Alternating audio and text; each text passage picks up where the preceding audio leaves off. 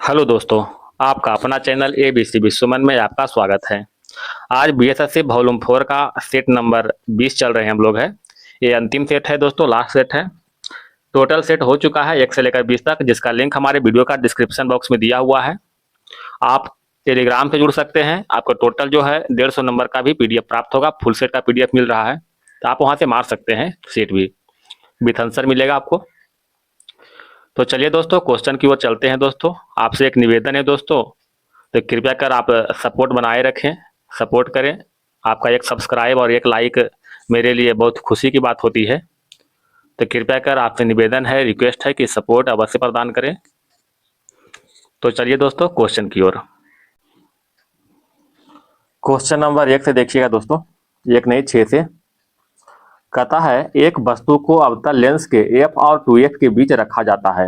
निम्नलिखित में से कौन से विकल्प निर्मित प्रतिबिंब की विशेषता को दर्शाता है? लिखा हुआ है अवतल लेंस। अवतल लेंस में प्रतिबिंब कैसा बनता है? आपको मालूम होगा, आभासी, सीधा और वस्तु से छोटा प्रतिबिंब बनता है। ठीक है, आभासी, सीधा और वस्तु से छोटा प्रतिबिंब बनता है। ऑप्शन नंबर बी हो जाएगा। क्वेश्चन नंबर 7, एक विद्युत बल्ब के तंतु द्वारा 5 मिनट तक 1 एंगस्ट्रम विद्युत धारा प्रवाहित की जाती है, तो परिपथ से प्रवाहित होने वाला विद्युत आवेश की मात्रा क्या होगा? विद्युत आवेश की मात्रा बता रहा है। ठीक है, आप लोग जानते हैं Q बराबर क्या होता है दोस्तों? Q बराबर I गुने T, यानी विद्युत धारा गुने समय होता है। ठीक है, तो विद्युत धारा का मान जो है कितना दिया हुआ है? 1 एंगस्ट्रम दिया हुआ है, तो 1 एंगस्ट्रम हो जाएगा। ठीक है, सॉरी, 1 एंगस्ट्रम हो जाएगा। टाइम का मान दिया हुआ 5 मिनट। 5 मिनट मतलब होता है 300 सेकेंड होता है, तो 300 गुने 1 कितना होगा? 300 गुलाम हो जाएगा। ठीक है, ऑप्शन नंबर बी हो जाएगा। क्वेश्चन नंबर 8, यदि पिंड पर 2 न्यूटन का नियत बल इस प्रकार लगाया जाए कि लगाए गए बल की दिशा में पिंड के विस्थापन शून्य हो, तो बल द्वारा किया गया कार्य क्या होगा? विस्थापन का राशि शून्य होगा, बल द्वारा किया गया कार्य पूछ रहा है दोस्तों।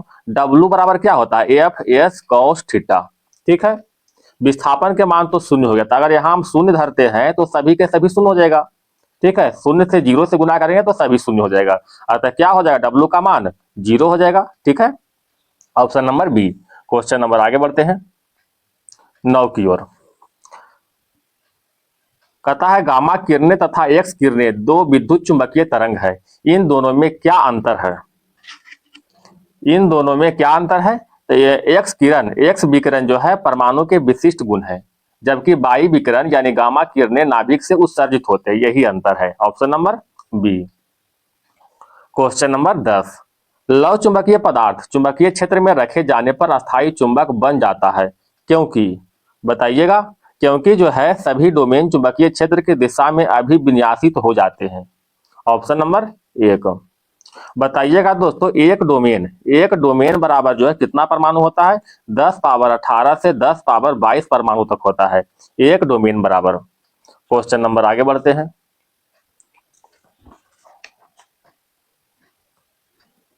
ये 21 में आते हैं दोस्तों। ठीक है, यूनानी साहित्य में चंद्रगुप्त मौर्य को किस नाम से वर्णन किया गया है? चंद्रगुप्त मौर्य को जो है सेंड्रोकोटस के नाम से वर्णन किया है। सेंड्रोकोटस किसने कहा है? एक अस्ट्रेबो ने कहा है। ठीक है, अस्ट्रेबो, और एक जो है प्लिनी ने कहा है। ठीक है, सेंड्रोकोटस जो है चंद्रगुप्त मौर्य को कहा है। बताइएगा दोस्तों, चंद्रगुप्त मौर्य मगध की गद्दी पर जो है कब बैठा? याद रखिएगा 322 बीसी में बैठा, ईसवी पूर्व में। चंद्रगुप्त मौर्य किस धर्म के अनुयायी थे? तो जैन धर्म के अनुयायी थे चंद्रगुप्त मौर्य। चंद्रगुप्त मौर्य की मृत्यु कहाँ हुआ?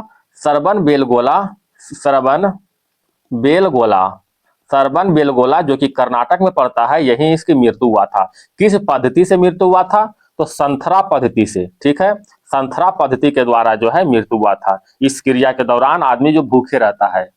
क्वेश्चन नंबर 22, किसके शासनकाल में मुगल चित्रकला अपने चरमोत्कर्ष पर थी? आप लोग को मालूम होगा, जहांगीर के काल में। जहांगीर के काल में जो है चित्रकला चरमोत्कर्ष पर था। जहांगीर के आत्मकथा का नाम क्या है? तुजुके जहांगीरी। तुजुके जहांगीरी। ठीक है, जहांगीर के आत्मकथा है। जहांगीर के दरबार में मनोहर और बिशन दास और एक था अबुल हसन, अबुल हसन। एक और था दोस्तों उस्ताद मंसूर, उस्ताद मंसूर। ये चारों के चारों जो था जहांगीर के दरबार में चित्रकार थे। मनोहर, बिशनदास, अबुल हसन और एक उस्ताद मंसूर। ठीक है, बताइएगा दोस्तों बाबर के दरबार में जो है एक व्यक्ति था बिहजाद। ठीक है, क्या नाम था? बिहजाद। इसको जो है पूर्व का राफेल के नाम से जानते थे। क्वेश्चन नंबर थोड़ा आगे बढ़े 23 में, कांग्रेस के संगठन में उदारवादी पर आक्रमण करने के लिए सुरक्षित बाल्ब का सिद्धांत किसने प्रयोग किया था? सुरक्षित बाल्ब का सिद्धांत जो है लाला लाजपत राय ने प्रयोग किया था। Option number C. इसका प्रयोग जो है 1916 में किया था, 1916 में। बताइएगा दोस्तों कांग्रेस पार्टी की स्थापना कब हुआ था? कांग्रेस पार्टी की स्थापना जो है 1885 में डब्ल्यू.सी. बनर्जी ने किया था, डब्ल्यू.सी. बनर्जी ने किया था। सॉरी दोस्तों मिस्टेक कर दिए हैं, डब्ल्यू.सी. बनर्जी इसका अध्यक्षता कर रहे थे। स्थापना जो है एओ ह्यूम ने किया था, एओ ह्यूम ने किया था इसकी स्थापना। डब्ल्यू.सी. बनर्जी इसका प्रथम अध्यक्ष थे। ठीक है, एओ ह्यूम जो है इसका अध्यक्षता कर रहे थे। क्वेश्चन नंबर आगे बढ़ते हैं। और प्रथम अधिवेशन कहां हुआ था दोस्तों? आप लोग जानते होंगे बंबई में हुआ था। क्वेश्चन नंबर 24 की ओर आते हैं। 1885 में भारतीय राष्ट्रीय कांग्रेस की स्थापना किसने किया था? भारतीय राष्ट्रीय कांग्रेस की स्थापना जो है अभी बताए हैं एओ ह्यूम ने किया था, एओ ह्यूम ने किया था। इसका प्रथम अध्यक्ष कौन थे? डब्ल्यू.सी. बनर्जी। क्वेश्चन नंबर आगे बढ़ते हैं दोस्तों। अच्छा, इसी में एक क्वेश्चन और बताइएगा, भारतीय राष्ट्रीय कांग्रेस की स्थापना के समय भारत के वायसराय कौन था? तो भारत के वायसराय जो है लॉर्ड डफरिन था, लॉर्ड डफरिन। लॉर्ड डफरिन के कार्यकाल जो था 1884 से 1888 था, 1884 से 1888। जो कांग्रेस शब्द है ये कहां से लिया गया है दोस्तों? अमेरिका से लिया गया है। ठीक है, अमेरिका से लिया गया है कांग्रेस शब्द। क्वेश्चन नंबर 25 की ओर, बंगलार माटी बंगलार जल का लेखक कौन थे? जो मूल रूप से 1905 में लॉर्ड कर्जन के द्वारा बंगाल के विभाजन के खिलाफ एक विरोध गीत था और जिसके लिए पश्चिम बंगाल विधानसभा में ने हाल ही में एक नए राज्य गान के रूप में प्रस्ताव पारित किया था। तो इसका लेखक जो था रविंद्रनाथ टैगोर था। ठीक है, रविंद्रनाथ टैगोर ने बंगाल विभाजन के दौरान जो है रविंद्रनाथ टैगोर ने जो है कौन सा जो है गीत लिखा था? तो कौन सा गीत? अमार सोनार बंगला, अमार सोनार बंगला गीत लिखा था। ठीक है दोस्तों, याद रखिएगा। एक है दोस्तों चित्रांगदा गीतांजलि। ठीक है, या फिर किंग ऑफ डार्क चैम्बर का लेखक कौन है? आर.एन.टी. बताइएगा शांति निकेतन की स्थापना जो कि पश्चिम बंगाल में हुआ था, शांति निकेतन की स्थापना किसने किया था? रविंद्रनाथ टैगोर ने किया था। Question number 26, east India company की स्थापना कब हुआ था? ईस्ट इंडिया कंपनी का स्थापना जो है 1600 में हुआ था। ईस्ट इंडिया कंपनी भारत में आगमन कब हुआ था? तो भारत में आगमन जो है 1608 में जो है भारत में आगमन हुआ था। भारत आने वाला प्रथम पुर्तगाली कंपनी कौन थे? सॉरी, भारत आने वाला प्रथम यूरोपियन कंपनी कौन थे दोस्तों? तो सबसे पहले जो है पुर्तगाली कंपनी आया था। ठीक है, पुर्तगाली कंपनी आया था और सबसे लास्ट में जो है यही गया था, पुर्तगाल के लोग ही गया था सबसे लास्ट में। बताइएगा फ्रांसीसी ईस्ट इंडिया कंपनी की स्थापना कब हुआ था? 1664 में हुआ था। ठीक है, 1664 में। किसने किया था? कोलबार्ट ने किया था, कोलबार्ट ने जो है 1664 में किया था। क्वेश्चन नंबर 27, चिपको आंदोलन के प्रणेता कौन थे? चिपको आंदोलन के Sunderlal Bahuguna. Option number B. Chipko Andolan जो है 1973 में जो है उत्तराखंड के चमोली जिले से प्रारंभ हुआ था। ठीक है, उत्तराखंड के चमोली जिले से प्रारंभ हुआ था। एक है दोस्तों अपीको आंदोलन, शायद आप लोग जानते होंगे अपीको आंदोलन। इसका प्रारंभ जो है 1973 में हुआ था। किसने इसका जनक कौन है? अपीको आंदोलन का जनक पांडुरंग हेगड़े था, पांडुरंग हेगड़े। एक है दोस्तों साइलेंट वैली आंदोलन। साइलेंट वैली आंदोलन का शुरुआत जो है 1970 में हुआ था। किसके द्वारा हुआ था? तो एक नाम है सुगाथा कुमारी, सुगाथा कुमारी, और एक नाम है एम.के. प्रसाद, एम.के. प्रसाद। ये दो नाम है, सुगाथा कुमारी और दूसरा जो है एम.के. प्रसाद। इसी के द्वारा जो है साइलेंट वैली आंदोलन चलाया गया था। कब चलाया गया था? 1970 में। क्वेश्चन नंबर 28 की ओर बढ़े दोस्तों। अगर वीडियो पसंद आए तो वीडियो को लाइक और सब्सक्राइब जरूर करें। आपका सपोर्ट बहुत ही हिम्मत प्रदान करता है, इसलिए आपसे निवेदन है कि कृपया कर सपोर्ट बनाए रखें। बिना आपका सपोर्ट का कुछ नहीं हो पाएगा। तो प्लीज प्लीज आपसे सपोर्ट का उम्मीद रखते हैं, कृपया सपोर्ट बनाएं दोस्तों। क्वेश्चन नंबर 28 की ओर चलते हैं। रौलेट कानून किस उद्देश्य से लाया गया था? रौलेट कानून की बात करते हैं तो यह मार्च 1919 में जो है पारित हुआ था। कब? मार्च 1919 में। इसका मेन उद्देश्य था क्रांतिकारी गतिविधि पर अंकुश लगाने के लिए। Option number B. Rowlatt Act को जो है काला कानून के नाम से भी जानते हैं, काला कानून के नाम से भी जानते हैं। बताइएगा दोस्तों, रौलेट एक्ट के विरोध में गांधी जी के द्वारा जो है ऑल इंडिया लेवल का प्रथम विद्रोह भी किया गया था। Question number 30। किस देश की जनसंख्या घनत्व भारत से अधिक है? किस देश का है? बांग्लादेश के जनसंख्या घनत्व। बांग्लादेश के जनसंख्या घनत्व की बात करते हैं तो 2021 के अनुसार जो है 1280 व्यक्ति प्रति वर्ग किलोमीटर है। ठीक है, इतना इसका जनसंख्या घनत्व है। अब भारत का जनसंख्या घनत्व की बात करते हैं तो 382 व्यक्ति प्रति वर्ग किलोमीटर है भारत के। बताइएगा, सबसे बड़ा देश जो है कनाडा। ठीक है, सॉरी दोस्तों, बोलने मिस्टेक कर दिया। सबसे बड़ा तटवर्ती, ठीक है, तटवर्ती देश कौन सा है? कनाडा। इसका जनसंख्या घनत्व जो है 4.2 व्यक्ति प्रति वर्ग किलोमीटर है। बताइएगा दोस्तों, विश्व में सर्वाधिक जनसंख्या घनत्व वाला देश कौन सा है विश्व में? तो विश्व में मोनाको है। ठीक है, मोनाको। यहाँ का जनसंख्या घनत्व जो है 26,150 व्यक्ति प्रति वर्ग किलोमीटर स्क्वायर है। ठीक है, ये आंकड़ा जो है 2020 के अनुसार है, 2020 के अनुसार। Question number 30। दिए गए भारत के किस राज्य में न्यूनतम जनसंख्या घनत्व है? तो इसके अनुसार जो है ऑप्शन के अनुसार अरुणाचल प्रदेश है। ठीक है, ऐसे भी जो है भारत में सबसे कम जनसंख्या घनत्व अरुणाचल प्रदेश का ही है। यहाँ का जनसंख्या घनत्व कितना है दोस्तों? 17 व्यक्ति प्रति वर्ग किलोमीटर है। ठीक है, सबसे अधिक जनसंख्या घनत्व कौन सा राज्य का है? तो सबसे अधिक जो है बिहार का है। यहाँ का साक्षरता दर जो है सबसे कम है। बिहार के बाद आता है पश्चिम बंगाल का नंबर। ठीक है, बिहार का जनसंख्या घनत्व कितना है? 1106 व्यक्ति प्रति वर्ग किलोमीटर, और पश्चिम बंगाल का 1028 व्यक्ति प्रति वर्ग किलोमीटर आता है। ठीक है दोस्तों, क्वेश्चन नंबर थोड़ा आगे बढ़ जाते हैं। आशा करते हैं दोस्तों आप लोग को पसंद आ रहा होगा। हिम्मत बनाए रखें, इस बार जरूर होगा। ठीक है, क्वेश्चन नंबर देखिएगा 36 की ओर चलते हैं।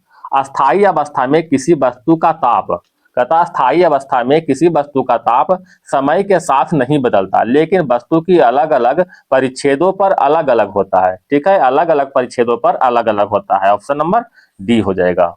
क्वेश्चन नंबर 37 की ओर। उत्तल पृष्ठ के परिवर्तन पर प्रकाश उस पथ का अनुसरण करेगा जिसके लिए लिया गया समय है।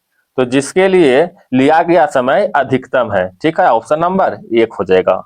कंप्यूटर प्रणाली में संग्रहण के लिए किसका उपयोग नहीं किया जाता है? तो इसमें जो है लैच का उपयोग नहीं करते हैं। ऑप्शन नंबर, सॉरी दोस्तों, लैच नहीं होगा, एडर का उपयोग। ठीक है, ऑप्शन नंबर बी हो जाएगा। लैच और फ्लिप फ्लॉप और रजिस्टर, ये सभी का जो उपयोग संग्रहण के लिए करते हैं। ठीक है, क्वेश्चन नंबर 39। इसका आंसर क्या हो जाएगा? 38 का एडर हो जाएगा।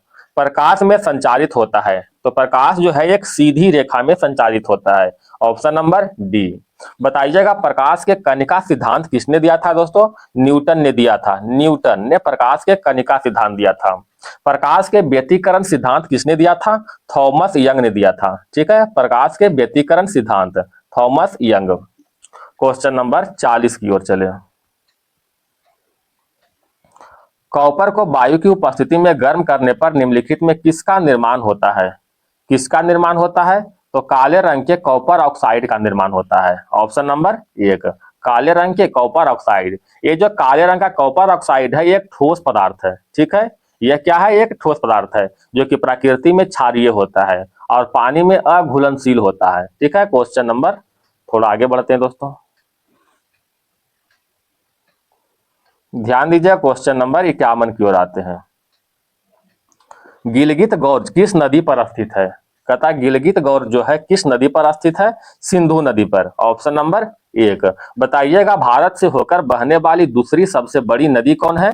सिंधु नदी, ठीक है, सिंधु नदी। अब भारत में होकर बहने वाली सबसे बड़ी नदी कौन है दोस्तों? तो सबसे बड़ी नदी जो है ब्रह्मपुत्रा नदी, ब्रह्मपुत्रा नदी। ब्रह्मपुत्र नदी की लंबाई की बात करते हैं तो कितना है दोस्तों? 2900 किलोमीटर, 2900 किलोमीटर। अब भारत के सबसे लंबी नदी कौन है? आप लोग जानते होंगे, गंगा नदी, ठीक है। गंगा नदी की लंबाई जो है 2525 किलोमीटर है, 2525 किलोमीटर। और दक्षिण भारत के सबसे लंबी नदी कौन सा है? गोदावरी नदी। दक्षिण भारत के सबसे लंबी नदी गोदावरी, जिसे हम लोग दक्षिण भारत की गंगा कहते हैं दोस्तों इसे। क्वेश्चन नंबर 52 की ओर चलते हैं। सांभर झील कहाँ स्थित है? सांभर झील जो है राजस्थान में स्थित है। ऑप्शन नंबर डी हो जाएगा। यह जो है नमकीन पानी का झील है, ठीक है, नमकीन पानी। भारत की सबसे नमकीन पानी के झील जो है सांभर झील है। बताइएगा दोस्तों, भारत की सबसे बड़ी मीठे पानी का झील कौन सा है? बुलर झील है, ठीक है। मीठे पानी की सबसे बड़ा झील जो है बुलर झील। बुलर झील कहाँ स्थित है? ये जो है जम्मू कश्मीर में स्थित है, ठीक है, जम्मू कश्मीर में। भारत की सबसे लंबी झील कौन सा है? तो सबसे लंबी झील में आता है वेम्बनाड झील, वेम्बनाड झील आता है। इसकी लंबाई की बात करते हैं तो 96.5 किलोमीटर इसमें लंबाई है। वेम्बनाड झील कहाँ स्थित है? केरल में स्थित है, ठीक है, वेम्बनाड झील। भारत की सबसे बड़ी तटीय झील कौन सा है? तो तटीय झील की बात करते हैं तो चिल्का झील है, ठीक है, चिल्का झील। चिल्का झील कहाँ स्थित है दोस्तों? उड़ीसा में स्थित है चिल्का झील। एक क्वेश्चन और बताइएगा, विश्व के सबसे गहरी झील कौन सा है दोस्तों? तो विश्व का सबसे गहरी झील जो है बैकाल झील है। बताइएगा बैकाल झील कौन सा है? रूस में स्थित है बैकाल झील। विश्व के सबसे बड़ी झील कौन है? तो सबसे बड़ी झील में आता है कैस्पियन सागर झील, कैस्पियन सागर झील आता है विश्व के सबसे बड़ी झील, ठीक है। क्वेश्चन नंबर आगे बढ़े दोस्तों, 53 में आते हैं। निम्नलिखित में कौन सा भ्रंश घाटी से होकर बहने वाली नदी है? तो भ्रंश घाटी से जो है एक नर्मदा बहता है और एक नदी और है तापी नदी है, ठीक है। नर्मदा और तापी नदी दोनों जो है भ्रंश घाटी से होकर बहती है। नर्मदा नदी की बात करते हैं तो यह अमरकंटक से निकलता है। कहां से निकलता है? अमरकंटक से निकलता है और खंभात की खाड़ी में जाकर गिर जाता है, खंभात की खाड़ी में जाकर के गिर जाता है। नर्मदा नदी की लंबाई की बात करते हैं तो 1312 किलोमीटर है। याद रखिएगा, नर्मदा नदी जो है एस्चुरी का निर्माण करता है, ठीक है दोस्तों। बताइएगा प्रायद्वीपीय भारत के सबसे लंबी नदी कौन सा है? गोदावरी नदी, ठीक है। प्रायद्वीपीय भारत के सबसे लंबी नदी गोदावरी नदी है। क्वेश्चन नंबर 54 की ओर। राष्ट्रसंघ के विचार के लिए कौन से अमेरिकी राष्ट्रपति जिम्मेदार थे? तो राष्ट्रसंघ के विचार के लिए जो है वुडरो विल्सन जिम्मेदार थे। राष्ट्रसंघ की स्थापना कब हुआ था? तो 10 जनवरी 1920 को हुआ था, 10 जनवरी 1920 के हुआ था। राष्ट्रसंघ के जो है मुख्यालय यानी हेडक्वार्टर की बात करते हैं तो जनेवा। कहाँ है दोस्तों? जनेवा। वुडरो विल्सन को लोक प्रशासन के जनक कहते हैं, लोक प्रशासन के जनक के रूप में जाना जाता है। बताइएगा राष्ट्रसंघ का उत्तराधिकारी किसे मानते हैं? राष्ट्रसंघ का उत्तराधिकारी जो है यूएनओ को मानते हैं, यूनाइटेड नेशन ऑर्गेनाइजेशन को। यूनाइटेड नेशन ऑर्गेनाइजेशन को विचारक किसे माना जाता है? तो एफ.डी. रूजवेल्ट को मानते हैं, एफ.डी. रूजवेल्ट को मानते हैं, यानी यूएनओ का जनक या फिर विचारक को माना जाता है, ठीक है, एफ.डी. रूजवेल्ट। क्वेश्चन नंबर थोड़ा आगे बढ़ते हैं दोस्तों, अब 55 की ओर आते हैं।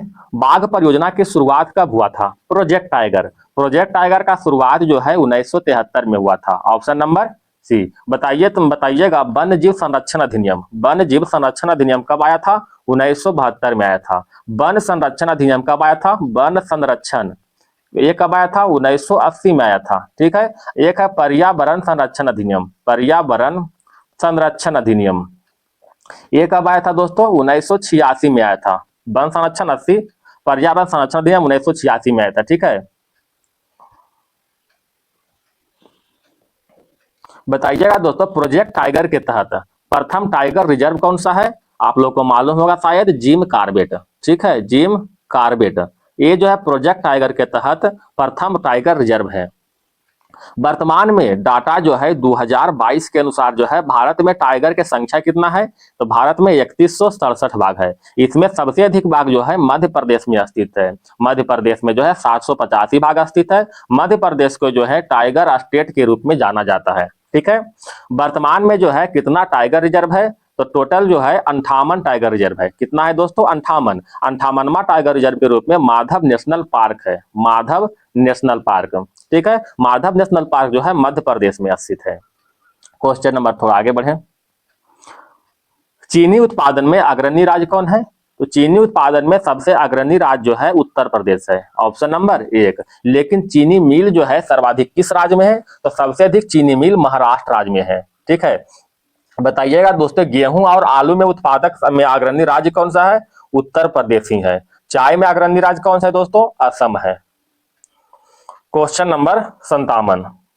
केंद्र शासित प्रदेश दादर और नागर हवेली से होकर प्रवाहित होने वाली प्रमुख नदी कौन सी है? तो प्रमुख नदी की बात करते हैं तो दमन गंगा है, ऑप्शन नंबर सी। दमन गंगा जो है ताप्ती नदी का प्राचीन नाम है। ताप्ती नदी का जो है प्राचीन नाम क्या है? दमन गंगा। क्वेश्चन नंबर 58 की ओर बढ़े। निम्नलिखित में कौन सा बृहद ग्रह नहीं है? कौन सा बृहद ग्रह नहीं है? तो एक है बृहस्पति, ऑप्शन नंबर बी।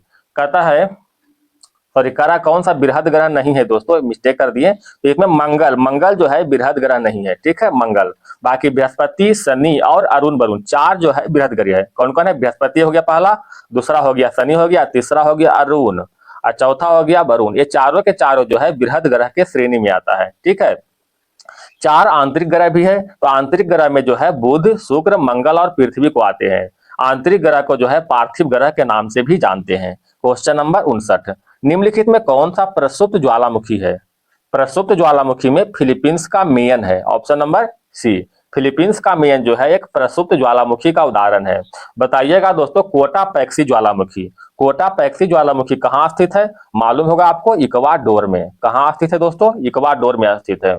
एक है दोस्तों एकांका गुआ ज्वालामुखी, ये कहाँ स्थित है? एंडीज पर्वत पर स्थित है एकांका गुआ ज्वालामुखी, जो कि शांत ज्वालामुखी का उदाहरण है। बताइएगा भारत के एकमात्र सक्रिय ज्वालामुखी कौन सा है? तो बैरन, बैरन ज्वालामुखी। ठीक है, बैरन, बैरन ज्वालामुखी जो है भारत की एकमात्र सक्रिय ज्वालामुखी है। अंटार्कटिका में स्थित सक्रिय ज्वालामुखी कौन सा है दोस्तों? तो माउंट इरेबस। ठीक है, mount Erebus. Question number 60। Chile और पेरू तट पर बहने वाली ठंडी धारा क्या कहलाती है? तो ठंडी धारा को हमबोल्ट कहते हैं। ठीक है, ऑप्शन नंबर सी। हमबोल्ट जो है प्रशांत महासागर में बहने वाली जलधारा है। कहां बहता है? प्रशांत महासागर में बहता है। क्वेश्चन नंबर आगे बढ़े दोस्तों, देखिएगा 66 की ओर आते हैं। निम्नलिखित में कौन सा एल्केन का समान नाम है? तो एल्केन के समान नाम CnH2n प्लस में 2। एल्कीन का समान नाम क्या होता है? CnH2n। ये है एल्कीन। एक है एल्काइन, तो CN क्या होगा दोस्तों? CnH2n माइनस में 2, इसे क्या कहते हैं? एल्काइन कहते हैं। ठीक है, एल्काइन। क्वेश्चन नंबर 67 कहता है निम्नलिखित अभिक्रिया के लिए संतुलित रासायनिक समीकरण की पहचान कीजिए।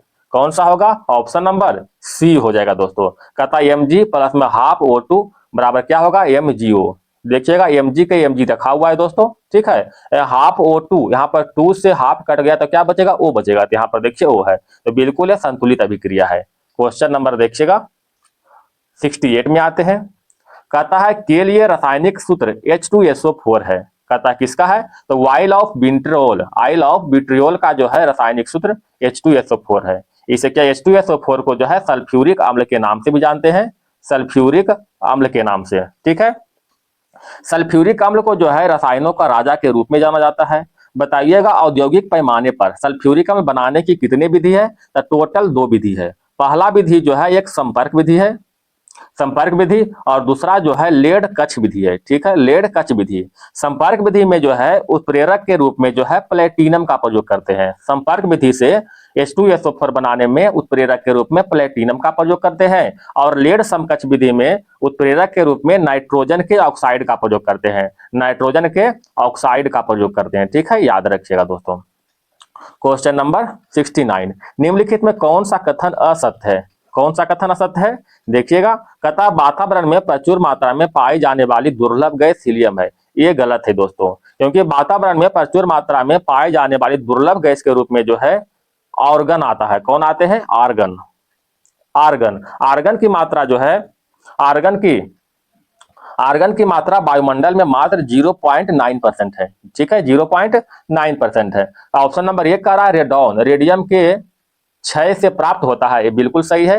हीलियम अक्रिय गैस है, ये भी सही है। जिनॉन सभी अक्रिय गैस में सबसे अधिक क्रियाशील है, ये भी सही है दोस्तों। इसका ऑप्शन नंबर क्या हो जाएगा? डी हो जाएगा। क्वेश्चन नंबर देखिएगा 70। भिन्न भिन्न विद्युत चुंबकीय विकिरण के लिए ऊर्जा का बढ़ता क्रम क्या होगा? ऊर्जा का बढ़ता क्रम में रेडियो तरंग, पराबैंगनी तरंग, एक्स किरण और इधर गामा किरण। ऑप्शन नंबर 1 हो जाएगा। क्वेश्चन नंबर थोड़ा आगे बढ़े दोस्तों, मैथ्रीजिंग आ गया है। 81 में आते हैं। कौन सा अनुच्छेद राज्य को किसी भी नागरिक के विरुद्ध सिर्फ धर्म, नस्ल, जाति और लिंग के आधार पर भेदभाव करने से रोकता है? कौन सा अनुच्छेद है? अनुच्छेद 15 के तहत जो है जाति, धर्म, नस्ल भेदभाव से रोकता है, ठीक है। एक है अनुच्छेद 17। अनुच्छेद 17 में क्या है दोस्तों? अस्पृश्यता का उन्मूलन, अस्पृश्यता का उन्मूलन। अनुच्छेद 14 क्या है दोस्तों? विधि के समक्ष समता, विधि के समक्ष समता है, ठीक है। विधि के शासन कहां से लिया गया है? ब्रिटेन के संविधान से लिया गया है, ब्रिटेन के संविधान से लिया गया है। विधि के शासन के जनक किसे कहते हैं? तो इसका जनक के रूप में जो है प्रोफेसर ए बी डाइसी को कहते हैं। विधि के शासन के जनक ए बी डाइसी, जो कि अनुच्छेद 14 में निहित किया गया है। अनुच्छेद 16 में क्या वर्णन है? अवसर की समानता, अवसर की समानता का वर्णन किया गया है, अनुच्छेद 16 में वर्णन किया गया है, ठीक है। Question number 82। भारत के किस राज्य में धन विधेयक पेश किया जा सकता है? कौन सा राज्य में? तो राज्य में केवल विधानसभा और केंद्र में क्या होगा दोस्तों? लोकसभा, ठीक है। कि राज्य में केवल विधानसभा और केंद्र में केवल लोकसभा में जो है धन विधेयक को पेश कर सकते हैं। बताइएगा किस अनुच्छेद के तहत राज्य की विधानसभा में सदस्यों की संख्या अधिकतम 500 होगा और न्यूनतम जो है 60 होगा? कौन सा अनुच्छेद के तहत? तो अनुच्छेद 170 के तहत जो है किसी भी राज्य के सदस्य में अधिकतम संख्या 500 और न्यूनतम जो है 60 हो सकता है। Question number 83। भारत के राष्ट्रीय पंचायती राज दिवस कब मनाते हैं? तो राष्ट्रीय पंचायती राज दिवस के रूप में 24 अप्रैल को मनाते हैं, ठीक है, 24 अप्रैल। 24 अप्रैल 1993 में जो है 73वें संविधान संशोधन के द्वारा जो है इसे प्रभावी किया गया था, ठीक है। बताइएगा दोस्तों कि 4 जून में क्या हुआ था? तो हिंसा के शिकार बच्चों को अंतर्राष्ट्रीय दिवस, हिंसा का शिकार मासूम बच्चे के लिए अंतर्राष्ट्रीय दिवस 4 जून को मनाते हैं, ठीक है। एक है दोस्तों 3 मई को जो है विश्व प्रेस स्वतंत्रता दिवस मनाते हैं, विश्व प्रेस स्वतंत्रता दिवस के रूप में मनाते हैं। विश्व होम्योपैथी दिवस कब मनाते हैं? 10 अप्रैल को मनाते हैं, ठीक है। क्वेश्चन नंबर थोड़ा आगे बढ़े दोस्तों, कि प्लीज सपोर्ट आप लोग जरूर करें, बिना आपके सपोर्ट का तो कुछ भी नहीं है, तो कृपया कर आपका सपोर्ट चाहिए, एक लाइक और एक सब्सक्राइब दोस्तों, तो आपसे निवेदन है कि जरूर करें। Question number 84। एक राज्य पार्टी बनाने के लिए एक पार्टी को राज्य के विधानसभा के चुनाव में कुल वोटों का कम से कम सुरक्षित करना होगा। तो कुल वोटों का जो है 8% वोट जो है सुरक्षित करना होगा, ठीक है। एक सेकेंड दोस्तों, कहता है 2011 में जो कुछ प्रावधान जोड़ा गया था, कह रहा है दोस्तों कि 2011 में एक प्रावधान जोड़ा गया है, यदि कोई राजनीतिक पार्टी लोकसभा या फिर विधानसभा में एक भी सीट नहीं जीतता है लेकिन कुल वैध मतों का 8% मत प्राप्त करता है, तो उसको राज्य स्तरीय पार्टी के रूप में, कौन सा? राज्य स्तरीय जो है पार्टी के रूप में जो है दर्जा मिलेगा, ठीक है। एक घोषणा और है 2019 के घोषणा, 2019 के घोषणा के अनुसार जो है एक राजनीतिक दल को एक राष्ट्रीय दल माना जाएगा, यहाँ पर राज्य स्तरीय है। 2019 के अनुसार जो है एक राष्ट्रीय दल माना जाएगा यदि वह 4 या फिर 4 से अधिक राज्य में, 4 या फिर 4 से अधिक राज्यों में राज्य स्तरीय दल के रूप में मान्यता प्राप्त होगा, या फिर राज्यों के विधानसभाओं के चुनाव में 4 अलग अलग राज्यों में कुल वैध मतों का 6%, कुल वैध मतों का 6% मत प्राप्त करता हो, ठीक है। इसके अतिरिक्त भी है, इसके अतिरिक्त कह रहा है 4 लोकसभा का सीट दर्ज हासिल होना चाहिए, तब उसको जो है एक जो है राष्ट्रीय दल के रूप में जो है मान्यता प्राप्त होगा, ठीक है दोस्तों। Question number 85। राष्ट्रीय मानवाधिकार आयोग क्या है? तो राष्ट्रीय मानवाधिकार जो है एक संविधिक निकाय है, 1993 में स्थापित हुआ था, एक बहुसदस्यीय निकाय है। ऑप्शन नंबर क्या हो जाएगा? डी हो जाएगा, ठीक है। राष्ट्रीय नहीं दोस्तों, अंतर्राष्ट्रीय मानवाधिकार दिवस कब मनाते हैं? 10 दिसंबर को मनाते हैं, अंतर्राष्ट्रीय मानवाधिकार दिवस। Question number 86। 2011 में भारत के निम्नलिखित पूर्वोत्तर राज्यों में किसमें महिला साक्षरता दर तुलनात्मक रूप से न्यूनतम है? किसमें है दोस्तों? असम में जो है, ऑप्शन के अनुसार असम में महिला साक्षरता दर जो है सबसे न्यूनतम है। यहाँ का साक्षरता दर जो है 67.27% है। ठीक है, 67.2% है।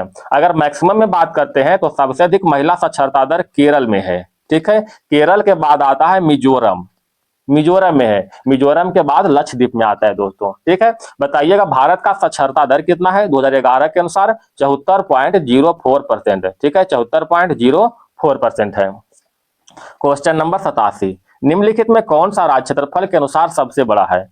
तो क्षेत्रफल के अनुसार जो है राजस्थान जो है सबसे बड़ा है। राजस्थान के बाद पहला में राजस्थान आता है दोस्तों, दूसरा में मध्य प्रदेश आता है और तीसरा में महाराष्ट्र का नंबर आता है क्षेत्रफल के अनुसार। ठीक है, क्वेश्चन नंबर आगे बढ़े। डोडा बेटा किस पर्वत की सबसे ऊंची चोटी है? डोडा बेटा नीलगिरी की सबसे ऊंची चोटी है। Option number D.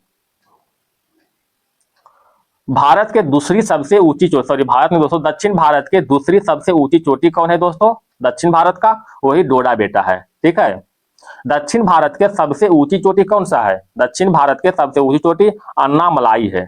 ठीक है, अन्नामलाई, जो कि सॉरी अन्नामलाई दोस्तों, अन्नामलाई पर स्थित जो है अनाई मुड़ी, मलाई पर स्थित अनाई मुड़ी जो है सबसे ऊंची चोटी है दक्षिण भारत के। एक बार फिर से बोलते हैं दोस्तों, मिस्टेक किया था। दक्षिण भारत के सबसे ऊंची चोटी जो है अन्नामलाई पर स्थित अनाई मुड़ी है, और दक्षिण भारत के दूसरी सबसे ऊंची चोटी जो है नीलगिरी पर स्थित कौन है? डोडा बेटा है। ठीक है, बताइएगा पूर्वी घाट के सबसे ऊंची चोटी कौन सा है? पूर्वी घाट के सबसे ऊंची चोटी में झिंगा गढ़ा है, झिंगा गढ़ा। क्वेश्चन नंबर 89, गदर पार्टी की स्थापना कब हुआ था? गदर पार्टी की स्थापना जो है अमेरिका और कनाडा में हुआ था। इसका स्थापना जो है 1 नवंबर 2013 को हुआ था। ठीक है, इसका प्रथम अध्यक्ष के रूप में कौन थे? आप लोग को मालूम होगा, सोहन सिंह भाखना था। सोहन सिंह भाखना इसका प्रथम अध्यक्ष थे। क्वेश्चन नंबर देखिएगा 90 की ओर, निम्नलिखित में कौन सा नदी का उद्गम भारत से नहीं है? कौन सा नदी का? तो ब्रह्मपुत्र का उद्गम जो है भारत से नहीं है। ब्रह्मपुत्र का उद्गम कहां से होता है? मानसरोवर से, मानसरोवर से जो है इसका उद्गम होता है। ठीक है, बाकी चिनाव, महानदी और रावी का उद्गम जो है भारत से ही है। ब्रह्मपुत्र नदी की लंबाई कितना है दोस्तों? 2900 किलोमीटर है।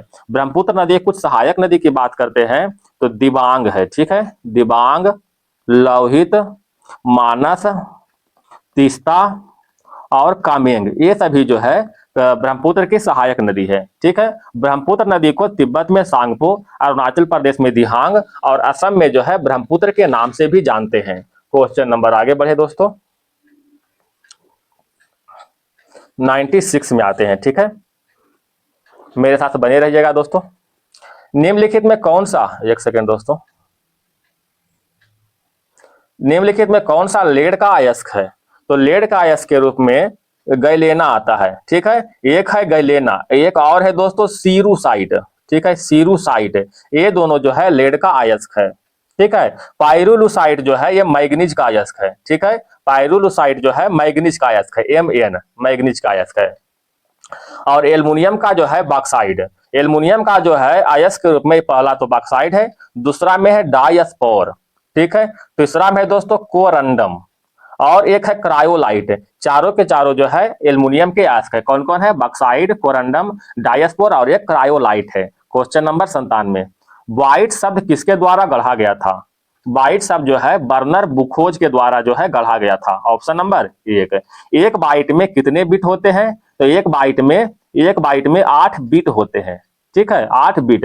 कंप्यूटर के शब्द की लंबाई किससे मापी जाती है? बिट के द्वारा ही मापी जाती है। ठीक है, किसी भी बिट का मान क्या हो सकता है? याद रखिएगा 0 हो सकता है या फिर 1 हो सकता है। किसी भी बिट का मान 0 या फिर 1 हो सकता है। एक क्वेश्चन और बताइएगा दोस्तों, इंटरनेट का जनक किसे मानते हैं? इंटरनेट का जनक बिंट सर्फ को मानते हैं। ठीक है, बिंट सर्फ को। क्वेश्चन नंबर 98 है, गलत युग्म को चयन कीजिए। लैक्टिक अम्ल 4 कार्बन अणु है, ये गलत है दोस्तों।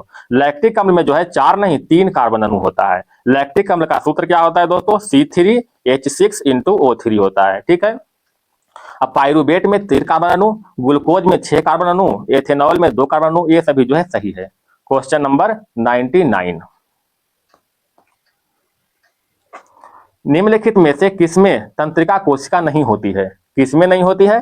तो बसा कोशिका में जो है तंत्रिका कोशिका नहीं होती है। बाकी तंत्रिका मेरुरज्जु और मस्तिष्क में तंत्रिका कोशिका पाया जाता है। क्वेश्चन नंबर 100, निम्नलिखित में कौन सा जीव बहुविखंडन दर्शाता है? कौन सा है? प्लाज्मोडियम। प्लाज्मोडियम जो है बहुविखंडन को दर्शाता है। क्वेश्चन नंबर 101, क्वेश्चन नंबर 111 में आते हैं दोस्तों। कहता हुंड्रू जलप्रपात किस नदी पर स्थित है? हुंड्रू जलप्रपात जो है स्वर्ण रेखा नदी पर अवस्थित है। ठीक है। विश्व में सबसे अधिक जलप्रपात जो है किस महाद्वीप में स्थित है? तो याद रखिएगा अफ्रीका महाद्वीप में। विश्व में सबसे अधिक जलप्रपात अफ्रीका महाद्वीप में स्थित है। ठीक है।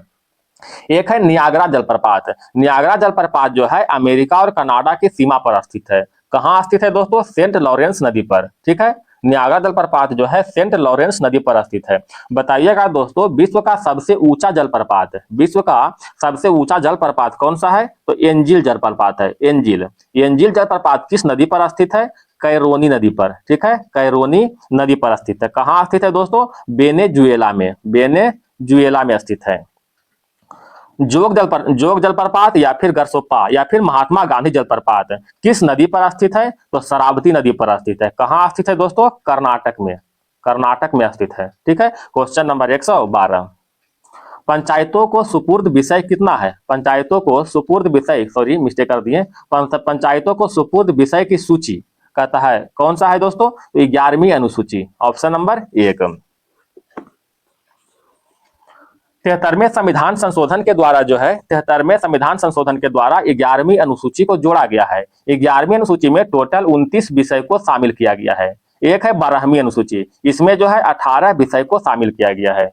ठीक है दोस्तों, आगे बढ़ते हैं। क्वेश्चन नंबर 113, पंचायती राज संस्थानों के जिला स्तर पर सर्वोच्च अंग का नाम क्या है? तो जिला स्तर पर सर्वोच्च अंग जो होता है जिला परिषद होता है। Option number B. 73वें संविधान संशोधन 1992 के द्वारा जो है पंचायती राज को त्रिस्तरीय ढांचे के रूप में जो है ढाला गया था। इसमें जो है ग्राम स्तर पर ग्राम पंचायत, ग्राम स्तर पर जो है ग्राम पंचायत, जिला स्तर पर जिला परिषद, और एक जो है दोस्तों प्रखंड स्तर पर पंचायत समिति। एक बार फिर से बोलते हैं, ग्राम स्तर पर ग्राम पंचायत, जिला स्तर पर जिला परिषद और प्रखंड स्तर पर जो है पंचायत समिति के रूप में प्रावधान किया गया है। बताइएगा त्रिस्तरीय पंचायती राज व्यवस्था का सिफारिश किसने किया था? तो बलवंत राय मेहता समिति ने। बलवंत राय मेहता समिति ने किया था। कब किया था? 1957 में किया था। ठीक है। एक है द्विस्तरीय पंचायती राज, इसका सिफारिश जो है अशोक मेहता समिति ने किया था। अशोक मेहता समिति ने कब किया था? 1977 में किया था। ठीक है। बताइएगा भारत में पंचायती राज का वास्तुकार या फिर शिल्पी किसे मानते हैं? बलवंत राय मेहता समिति को मानते हैं। क्वेश्चन नंबर 114, भारत में पहली बार किसने वार्षिक आय को अनुमान लगाया था? तो पहली बार वार्षिक आय को अनुमान जो है दादा भाई नौरोजी ने लगाया था। ये कब लगाया था? 1867 से 68 में। कितना लगाया था? तो मात्र 20 रुपये जो है प्रति व्यक्ति जो है अनुमान लगाया था। वर्तमान में जो है राष्ट्रीय आय का गणना कौन करता है? तो वर्तमान में एनएसओ के द्वारा जो है राष्ट्रीय आय का गणना होता है। स्वतंत्र भारत में प्रथम राष्ट्रीय आय समिति का जो है गठन किसकी अध्यक्षता में हुआ था? तो इसका गठन पहला तो 1949 में हुआ था और पीसी महाल लोबिस की अध्यक्षता में हुआ था। पीसी महाल लोबिस की अध्यक्षता में हुआ था। आधुनिक भारत के प्रथम अर्थशास्त्री किसे मानते हैं? दादा भाई नौरोजी को मानते हैं। क्वेश्चन नंबर 115, गणेश चतुर्थी का धार्मिक त्योहार विशेष रूप से निम्नलिखित में किस राज्य से संबंधित है? किस राज्य से संबंधित है दोस्तों? तो महाराष्ट्र से संबंधित है। ठीक है। गणपति उत्सव महाराष्ट्र में। गणपति उत्सव का जो प्रारंभ कहां हुआ था दोस्तों? महाराष्ट्र में हुआ था। 1893 में हुआ था। किसके द्वारा हुआ था बताइएगा? तो बीजी तिलक के द्वारा हुआ था। बीजी तिलक के द्वारा जो है इसको प्रारंभ किया गया था। बीजी तिलक ने एक शिवाजी उत्सव का प्रारंभ किया था। ठीक है। आप लोग को मालूम होगा शिवाजी उत्सव का प्रारंभ किया था। ये 1895 में किया था शिवाजी उत्सव का प्रारंभ। अखिल भारतीय स्तर पर जो है प्रथम नेता किसे मानते हैं? तो बीजी तिलक को माना जाता है। ठीक है। क्वेश्चन नंबर 116, भारत में सक्रिय ज्वालामुखी कहां पाए जाते हैं? सक्रिय ज्वालामुखी अंडमान निकोबार में पाए जाते हैं। Option number 1। वर्तमान समय में सक्रिय ज्वालामुखी की संख्या पूरे विश्व में कितना है? पूरे विश्व में 500 सक्रिय ज्वालामुखी है वर्तमान समय में। क्वेश्चन नंबर 117, बैरी नाग का जल स्रोत उत्तर भारत की नदी का मुख्य स्रोत है। कथा बैरी नाग का जल स्रोत उत्तर भारत की नदी का मुख्य स्रोत है। बैरी नाग जो किस नदी पर है, तो यह झेलम नदी पर है। Option number 1। क्वेश्चन नंबर 118, भारतीय वन्य जीव संरक्षण अधिनियम 1972 निम्नलिखित अनुसूची में किसके तहत जो है गंगा के डॉल्फिन संरक्षित किए गए हैं? किसके द्वारा? तो पहली अनुसूची के द्वारा। Option number C. Ganga tiger के रूप में किसे जानते हैं? डॉल्फिन को जानते हैं गंगा टाइगर के रूप में।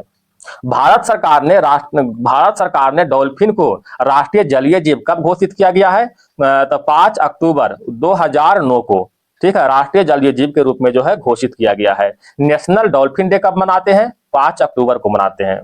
देश में कुल डॉल्फिन की संख्या कितना है दोस्तों? वर्तमान समय में 6327 डॉल्फिन है। ठीक है, इसमें से सबसे अधिक डॉल्फिन जो है उत्तर प्रदेश में पाया जाता है। क्वेश्चन नंबर 119, जनगणना 2011 के अनुसार निम्नलिखित में किस राज्य में जनसंख्या घनत्व भारत से कम है? किस राज्य में है? तो सबसे कम जो है अरुणाचल प्रदेश में है। यहाँ का जनसंख्या घनत्व जो है 17 व्यक्ति प्रति वर्ग किलोमीटर है। बताइएगा दोस्तों, सबसे अधिक जनसंख्या घनत्व किस राज्य में है? तो सबसे अधिक की बात करते हैं तो बिहार में है। ठीक है, सबसे अधिक बिहार में है। बिहार के बाद नंबर आता है पश्चिम बंगाल का। बिहार का जनसंख्या घनत्व कितना है दोस्तों? तो 1106 व्यक्ति प्रति वर्ग किलोमीटर और पश्चिम बंगाल का जो है 1028 व्यक्ति प्रति वर्ग किलोमीटर है। 2011 के जनगणना का शुभंकर क्या है दोस्तों? प्रगणक शिक्षिका, प्रगणक शिक्षिका है। क्वेश्चन नंबर 120, प्रत्येक वर्ष भारतीय सेना दिवस कब मनाते हैं?